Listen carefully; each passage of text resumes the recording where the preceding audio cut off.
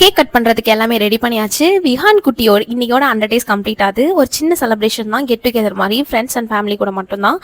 ரொம்ப சந்தோஷமாக இருக்குது. தம்பிக்கு இந்த மாதிரிலாம் செலிப்ரேட் பண்ணணும் அப்படின்னு சொல்லிட்டு எனக்கு ரொம்ப நாள் ஆசை. ஏன்னா அவன் வளர ஒவ்வொரு ஸ்டேஜ்லையும் நான் அவனை அணுவாக ரசிக்கணும்னு ஆசைப்பட்டேன். எல்லா அம்மாங்களுக்கும் அப்படி தான் இருக்கும், அவங்க குழந்தைங்களை அப்படி பார்த்துக்கணுன்னு. எனக்கும் அதே மாதிரி தான்.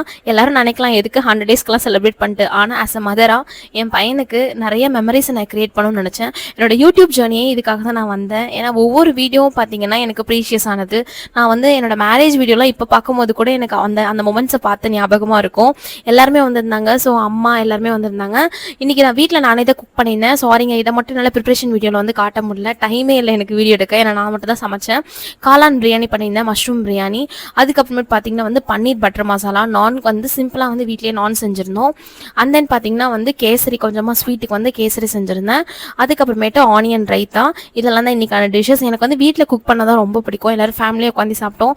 அதுக்கப்புறமேட்டு தம்பியோட டைம் ஸ்பெண்ட் பண்ணி டே இப்படியே ஓடிடுச்சு.